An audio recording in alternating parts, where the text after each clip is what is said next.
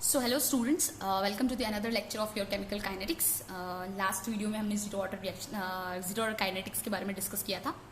So in this video we are going to discuss about the integrated rate law. Okay, integrated rate law के बारे में पढ़ेंगे। सो सबसे पहले हम ये बता दें ये इंटीग्रेटेड रेट लॉ होता क्या है। सो बेसिकली ये क्या है, एक टाइप का इक्वेशन है जो कि फिक्स्ड इक्वेशन आपका, हम ये इंटीग्रेटेड रेट लॉ जो है ना, हम आपके जीरो ऑर्डर के लिए निकालेंगे या हम इसके फर्स्ट ऑर्डर के लिए निकालेंगे, सेकंड ऑर्डर वगैरह के लिए नहीं निकालेंगे। दो इंपॉर्टेंट है जो आपके सिलेबस में दिया हुआ है, आपको जीरो ऑर्डर के लिए इंटीग्रेटेड रेट लॉ निकालना है एंड फर्स्ट ऑर्डर के लिए निकालना है। मैक्सिमम क्वेश्चन आपके फर्स्ट एंड जीरो ऑर्डर से ही आते हैं, ठीक है। तो हम उसके बारे में ही डिस्कस करेंगे। Now what is this integrated rate law? So basically ये क्या है, fixed equation for zero order और you can say first order reaction. So ये क्या है, एक तरह का फिक्स्ड इक्वेशन है किसके लिए, for zero order reaction to show, क्या शो करने के लिए, how concentration of its reactant is changing with time. मतलब ये बताता है ये लॉ, ये बेसिकली जो ये आपका रेट लॉ है, इंटीग्रेटेड रेट लॉ, एक तरह की एक इक्वेशन होती है, ठीक है, एक तरह की इक्वेशन है फॉर जीरो ऑर्डर। और हम जब आगे पढ़ेंगे वन फर्स्ट ऑर्डर के लिए भी तो भी बताएंगे, बट अभी के लिए ये समझिए ये एक तरह की फिक्स्ड इक्वेशन है for what, for zero order reaction to show what, to show how the concentration of reactant, just कैसे कंसंट्रेशन ऑफ रिएक्टेंट आपका चेंज होता है टाइम के साथ। ओके, नाउ आपको मैंने बताया जितने भी हमारे जीरो ऑर्डर रिएक्शन होंगे उनमें मैक्सिमम 99% केस आपका ऐसे ही रिएक्शन होंगे, मतलब ए डायरेक्टली प्रोडक्ट में बन रहा है और कुछ नहीं है। सो 99% आपके जो रिएक्शन होंगे वो इसी टाइप के होंगे। सो जैसे फॉर एग्जाम्पल आपका ये रिएक्शन है, ए आपका प्रोडक्ट बना रहा है, ठीक है। अब आपका प्रोडक्ट्स बना रहा है, आपको रेट ऑफ रिएक्शन लिखना है। आपको पता है रेट ऑफ रिएक्शन आप ऐसे लिख सकते हो, R इज इक्वल्स टू, इसका rate of reaction zero order है, आपको पता है रेट ऑफ रिएक्शन आप लिखोगे A to the power zero, क्योंकि ये independent of the concentration of reactant होता है, इसलिए आपने लिखा। आपको एक और चीज याद करनी पड़ेगी कि आपने स्टार्टिंग में जो रेट ऑफ रिएक्शन पढ़ा था वो रेट ऑफ रिएक्शन को आप रिएक्टेंट एंड प्रोडक्ट के टर्म्स में भी लिखते थे, राइट। तो नाउ आप we have to write the rate of reaction can be written in terms of reactant and products also. So now हमने ये रिएक्टेंट पहले तो रेट ऑफ रिएक्शन, ये वाला रेट ऑफ रिएक्शन लिख लिया। Now will write the rate of reaction in terms of reactant and product, और you can say in terms of reactant. तो हमने इन टर्म्स ऑफ रिएक्टेंट लिखा is equals to -1/1 DA by dt। ये क्या था आपका, इंस्टेंटेनियस रेट था ना आपका, इंस्टेंटेनियस राइट, इंस्टेंटेनियस जो भी स्पेलिंग है आप देख लो, इंस्टेंटेनियस ये होती है स्पेलिंग, ठीक है। इंस्टेंटेनियस रिएक्शन रेट था, याद है आपको। अब चाहो तो आप इसका प्रोडक्ट भी लिख सकते हो, जो इसका प्रोडक्ट होगा +1/1 और आपका dP by dt, ठीक है। पर हमको प्रोडक्ट से काम नहीं है, क्योंकि हमारे पास जो हम रेट ऑफ रिएक्शन लिखते हैं तो हम इसके रिएक्टेंट के टर्म में लिखते हैं, इस ये वाला जो रेट ऑफ रिएक्शन लिखते हैं, राइट। नॉर्मली हम मैक्सिमम केसेस में हम ऐसे ही लिखते हैं। कुछ केसेस मैंने एक्सेप्शन पढ़ाए थे जहां पे हम प्रोडक्ट भी यूज करते हैं रेट ऑफ रिएक्शन लिखने के लिए, बट मैक्सिमम केसेस में हम ऐसे लिखते हैं। सो जो हम रेट ऑफ रिएक्शन जो कि that can be written in terms of reactant and product also, तो उसमें भी हम सिर्फ रिएक्टेंट वाले पार्ट को कंसिडर करते हैं, प्रोडक्ट वाले पार्ट को नहीं कंसिडर करते हैं, क्योंकि ये आपका रिएक्टेंट के पार्ट में है, ठीक है। तो हमने ये कंसिडर किया R is equals to -1/1 DA by dt, ठीक है। नाउ हम ये दोनों इक्वेशन को आपस में इक्वेट कर देते हैं, इक्वेटिंग इक्वेशन 1 और 2। जब दोनों को इक्वेट किया तो यहाँ पर -1/1 था, DA by dt था, ऊपर आपका K A to the power 0 था, तो आपने दोनों को इक्वेट कर दिया। -1 तो आपका -DA by dt हो गया, ये K A to the power 0 हो गया। नाउ ये K A to the power 0 आपको पता है 1 होता है, क्योंकि anything to the power 0 is equals to 1। तो ये K हो गया, ये -DA by dt हो गया। इसमें से आपने अगर DA निकाला तो आपका -K dt हो गया ना। जब भी आपको डिफरेंशियल मतलब डी ऐसा मिल जाए तो आप वहां पर इंटीग्रेशन यूज कर लेते हैं। आपने मैथमेटिक्स में शायद 11th में पढ़ा होगा, जब भी आपको ऐसी इक्वेशन मिलती है या फिजिक्स में पढ़ा होगा तो आप उसमें इंटीग्रेशन यूज कर लेते हैं। इंटीग्रेशन क्यों यूज करते हैं ये आपको पता है, क्योंकि ये डिफरेंशियल है, इस डिफरेंशियल को हमको इंटीग्रेटेड इक्वेशन में कन्वर्ट करना है, इंटीग्रेटेड, इसलिए हम यहाँ पर इसको इंटीग्रेशन करेंगे। Now what will do, we will do integration, what, integrating DA is equals to minus बाहर ले लिया K dt। नाउ ये हमने इंटीग्रेशन तो पुट कर दिया। जब भी हम इंटीग्रेशन करते हैं we have to put some limit, ठीक है। सो हमें लिमिट का कैसे पता चलेगा, तो जस्ट मैं एक चीज बताती हूँ। आप जब आपका ये A to P बन रहा था, ठीक है, A to P बन रहा था, तो जो इनिशियल कुछ कंसंट्रेशन होगा A का, कुछ फाइनल कंसंट्रेशन आफ्टर कुछ टाइम के बाद फाइनल कंसंट्रेशन होगा, वैसे ही कुछ इनिशियल टाइम होगा, जब स्टार्ट हुआ होगा टाइम 0 होगा, उसके बाद टाइम T होगा।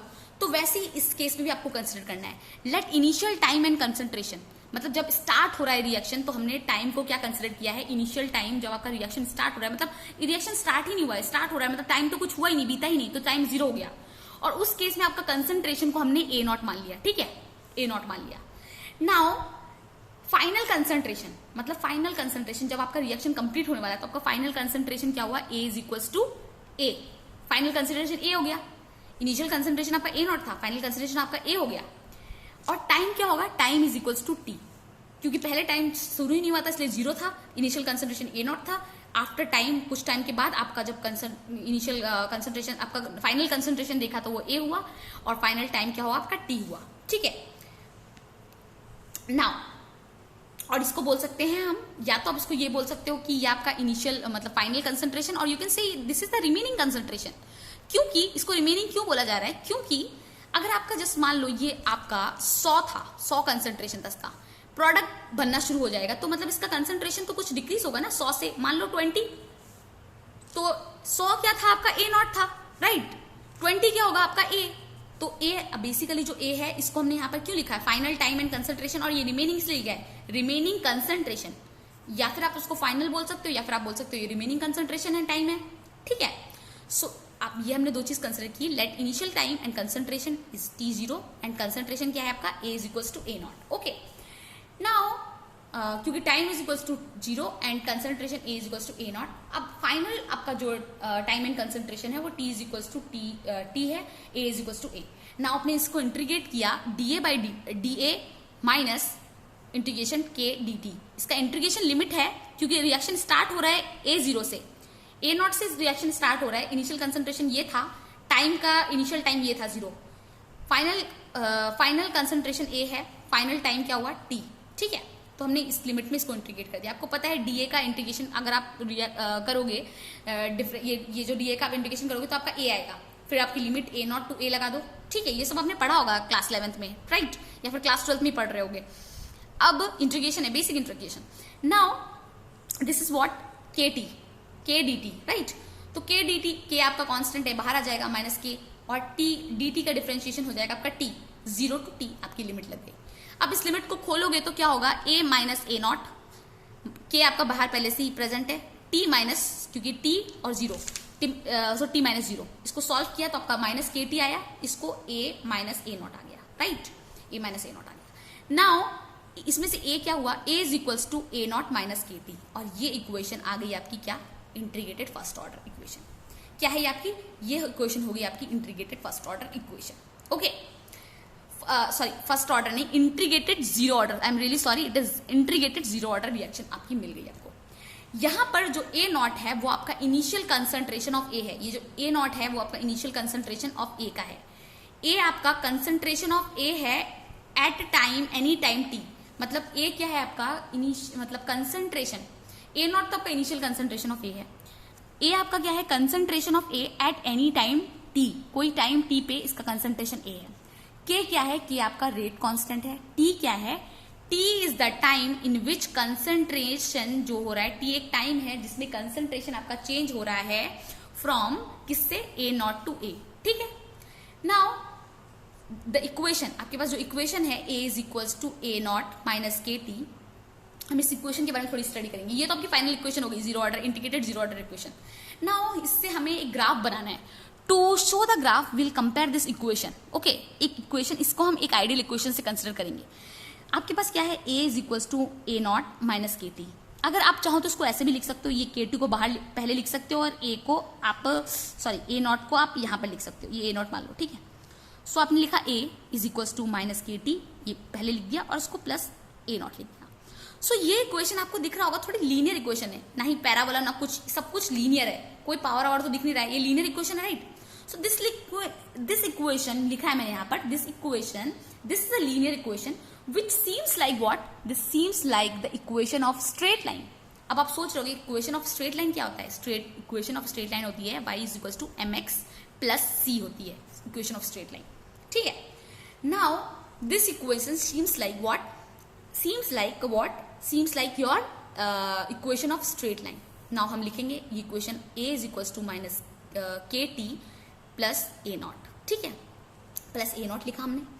नाउ ए ए आपका कैसे सीम्स कर रहा है, ए आपका जो हमारी इक्वेशन है y is equal to M X C, ठीक है। तो आपका क्या होता है, ये सी होता है आपका इंटरसेप्ट, स्ट्रेट लाइन की इक्वेशन है, सी आपका इंटरसेप्ट होता है। एक्स आपका क्या होता है, एक्स आपका कोऑर्डिनेट होता है एक्स एक्सिस का, वाई आपका वाई एक्सिस का कोऑर्डिनेटर होता है, एम होता है आपका स्लोप होता है एम। सो ये ए है, या आपका ए आपका एक्स एक्सिस का कोऑर्डिनेट हो गया, ठीक है। मतलब सॉरी ए जो है या सॉरी वाई जो है आपका ये ए हो गया, ठीक है। मतलब आपका एक्स एक्सिस वाई एक्सिस का कोऑर्डिनेट। एम जो हो गया आपका माइनस के क्या हो गया आपका स्लोप। एक्स क्या हो गया, एक्स एक्सिस मतलब टी, टाइम एक्स एक्सिस पे टाइम रहेगा। See that is a not, ये आपका इंटरसेप्ट हो गया। Now will plot a graph, हम प्लॉट करेंगे ग्राफ। ये हो गया आपका कंसंट्रेशन, ये किसके रेस्पेक्ट में बारह हमने, concentration of A at any time T, मतलब आपको इसको ए भी लिख सकते हो ऐसे, ठीक है। Concentration of A at any time T, यहाँ टाइम बांधा, टाइम लिखा है, डाला है, ठीक है ना। जो उसका ग्राफ आएगा वो ऐसा सीधा डाउन आ रहा है। क्यों डाउन आ रहा है, ये आपके मन में क्वेश्चन आ सकता है, ये ऐसे क्यों नहीं गया, क्योंकि यहाँ पर नेगेटिव स्लोप है। नेगेटिव स्लोप मतलब ये डिक्रीज हो रहा है, डिक्रीज हो रहा है, राइट। क्योंकि नेगेटिव स्लोप है, नेगेटिव स्लोप का मतलब ये डिक्रीज हो रहा है। आफ्टर कुछ टाइम के बाद ये पूरा जीरो हो जाएगा, इसलिए डिक्रीज हो रहा है, इसलिए हमने इसको ऐसे दिया है, ठीक है। नेगेटिव स्लोप है एंड जिस पॉइंट से ये डिक्रीज हो रहा है, मतलब यहां से ये ऐसे जा रहा है, इस पॉइंट ये ए नॉट आपका इंटरसेप्ट हो गया। इंटरसेप्ट क्या हो गया, इंटरसेप्ट वो सेक्शन है जहां से लाइन कट करती है वाई एक्सिस पे, ठीक है। अब क्या लिखा है यहाँ पर, because of the slope is negative that's why the graph is in this way. मतलब आपका ग्राफ ऐसे डाउनवर्ड क्यों है, दिस पे मतलब डाउनवर्ड, डाउन वर्ड इसलिए है क्योंकि ये स्लोप नेगेटिव है। नाउ यहां पर आपका क्या है, यहां पर ए नॉट जो है आपका इंटरसेप्ट है, क्या है इंटरसेप्ट। स्लोप क्या है आपका, slope is equals to tan theta. आपको पता है, आपने पहले भी क्वेश्चन किए, slope is equals to tan theta. और टेन थीटा जो स्लोप है, स्लोप आपका क्या है आपको पता है नेगेटिव है, यहाँ पर आपको पता है स्लोप क्या है negative. Basically slope is equals to tan theta होता है और टेन थीटा की वैल्यू माइनस के होगी। के क्यों होगी, क्योंकि स्लोप नेगेटिव है, हियर इट इज नेगेटिव है। अगर आपको एग्जाम में ऐसे दे दिया जाता है कि आपके पास एक प्लॉट है concentration of reactant versus time का, और जिसका स्लोप नेगेटिव है, और पूछा है कि उसका ऑर्डर ऑफ रिएक्शन क्या है, वो कौन सा ऑर्डर ऑफ रिएक्शन है, तो आपको आंख बंद करके बता देना है वो आपका जीरो ऑर्डर रिएक्शन है। सिर्फ ये जीरो ऑर्डर रिएक्शन के केस में वैलिड होता है। क्या लिखा है यहाँ पर, the plot of concentration of reactant. अगर आपके पास कोई प्लॉट ऑफ कंसंट्रेशन, रिएक्टेंट के कंसंट्रेशन का प्लॉट है versus time, is a straight line, वो एक स्ट्रेट लाइन ग्राफ है with negative slope. Negative slope मतलब एक स्ट्रेट लाइन ग्राफ है विद नेगेटिव स्लोप, मतलब ये स्ट्रेट लाइन ही है ना, negative slope. That reaction will be what, that reaction will be a zero order reaction. वो आपकी रिएक्शन एक जीरो ऑर्डर रिएक्शन कहलाएगी, okay. So this is what, इस तरह से आपको ये पता लगाना है कि कौन सी रिएक्शन आपकी जीरो ऑर्डर कहलाएगी। यही होता है आपके फर्स्ट ऑर्डर। अगर आपका यही फर्स्ट ऑर्डर, हम जो आगे पढ़ेंगे फर्स्ट ऑर्डर के केस में क्या होता है, आपका ये जो कंसंट्रेशन ऑफ ए लगाया हुआ है ना, यही आपका यहाँ पर लॉग लग जाएगा, ठीक है। वो हम पढ़ेंगे आगे, डिटेल में पढ़ेंगे, बट अभी आप यही याद रखिए कि आपका अगर कोई ग्राफ दे रखा है, प्लॉट दे रखा है कंसंट्रेशन का, कि आपका कंसंट्रेशन ऑफ ए है, मतलब कंसंट्रेशन ऑफ रिएक्टेंट है वर्सेस टाइम है विद अ स्ट्रेट लाइन, मतलब with a straight line with negative slope. मतलब आपका जो प्लॉट है concentration of reactant versus time का, वो स्ट्रेट लाइन है और उसकी जो स्लोप है वो नेगेटिव है, तो आपका वो रिएक्शन क्या होगा, उसका ऑर्डर, आपका उसका ऑर्डर होगा जीरो ऑर्डर रिएक्शन होगा वो, ठीक है। नाउ अगर आपको मैं पूछूं इसी क्वेश्चन में देख ले लो आप एग्जांपल, ये मैंने बोल दिया थीटा है, ठीक है, थीटा है, और मैं बोल दूं ये थीटा है, और आपको ये एंगल मैंने बोल दिया, ये वाला एंगल। देखिए, जब भी मैं कोई वीडियो अपलोड कर रही हूं, आप लोग इस वीडियो को पूरा देखें, क्योंकि मैं यहाँ पर समझाती हूँ, जो मैं नोट्स भेजती हूँ उसमें ये सारी चीजें नहीं होती हैं। तो फर्स्ट पहले चीजों को समझें तभी आप नोट्स लिखें। तो मान लो ये आपका 45 डिग्री है, ठीक है, 45 डिग्री एंगल बना रही है, 45 डिग्री। और मैंने हमेशा कहा था कि आपको टेन थीटा, मतलब जो थीटा ले रहे हो, थीटा आपको वही लेना है, जो टेन थीटा वही लेना है आपको, मतलब स्लोप का जो थीटा होगा वही लेना है जो positive direction of x axis से बनाएगा। ये आपका पॉजिटिव डायरेक्शन एक्स एक्सिस है, तो जो positive direction of x axis से बनाएगा आपको वही थीटा लेना है। तो मतलब अगर ये 45 है तो ये क्या होगा, 135 होगा, मतलब क्योंकि ये 180 एंगल बना रहा है ना, पूरा 180 एंगल बना रहा है। 180 में से 45 माइनस किया तो आपका क्या हुआ, 5 एंड देन 5 ये हुआ एंड 3 135 हुआ, ठीक है। tan 135, tan क्या हुआ 135 डिग्री। tan 135 की वैल्यू होती है आपकी 1, कितनी आती है आपकी -1, सॉरी -1 वैल्यू आती है tan 35 की। बट आपने tan 35 की तो वैल्यू, tan 35 की 135 की तो वैल्यू निकाल ली, इसकी -1 आ गई, बट आपका स्लोप क्या है tan थीटा, और tan theta that is equals to what -k, तो -1 आपका आया था और -1 आपका +1 आ जाएगा, तो रिजल्ट क्या होगा, स्लोप आपका आएगा +1। सो ये सारी चीजें आपको एकदम अच्छे से याद रखनी है कि जब भी हम कोई न्यूमेरिकल सॉल्व करते हैं, कैसे करते हैं, उसका अप्रोच और चीज़ें हमेशा याद रखनी है कि क्या पॉजिटिव आएगा, क्या नेगेटिव आएगा। आपका जो मैथमेटिक्स में क्वाड्रेंट होता है, first quadrant, then second quadrant, then third quadrant, then fourth quadrant, अगर आपको नहीं पता है तो इसकी स्टडी कीजिए। फर्स्ट क्वाड्रेंट में क्या क्या पॉजिटिव होता है, सेकंड क्वाड्रेंट में क्या क्या पॉजिटिव होता है, देन थर्ड क्वाड्रेंट में क्या क्या पॉजिटिव होता है, फोर्थ क्वाड्रेंट में क्या क्या पॉजिटिव होता है। ये सारी चीज़ों को एकदम दिमाग में डालिए, एकदम क्लियर कट रखिए, ठीक है, तभी हम आगे चीज़ों को समझ पाएंगे। सो आज की वीडियो में हमने क्या कंप्लीट किया है, हमने कंप्लीट किया है आपका इंटीग्रेटेड रेट लॉ, ठीक है। इंटीग्रेटेड रेट लॉ को हमने अच्छे से समझा है, और ज़्यादा एक बार में होश पॉस नहीं करते हैं, वरना आपको बहुत थोड़ी दिक्कत हो सकेगी समझने में। बट ये सारी चीज़ें बहुत ईजी हैं, एंड ट्रस्ट मी, जैसे मैं आपको पढ़ा रही हूँ, आप मानिए आपको ऐसे कोई पढ़ाएगा नहीं, बिकॉज सब क्या करते हैं, एनसीईआरटी पढ़ा के चले जाते हैं, बच्चों के कंसेप्ट ही क्लियर नहीं होते हैं। So here I am teaching you with very keen concept, एक एक चीज़ पढ़ा रही हूँ मैं आपको। So I think everything will be clear to you. And in the next class what we'll do, we'll start the half life of the reaction, और उसके बाद life time of a reaction भी पढ़ेंगे हम, और हम उसके बाद आपका फर्स्ट ऑर्डर काइनेटिक्स पढ़ना शुरू कर देंगे। So that's all for today's class. Thank you students.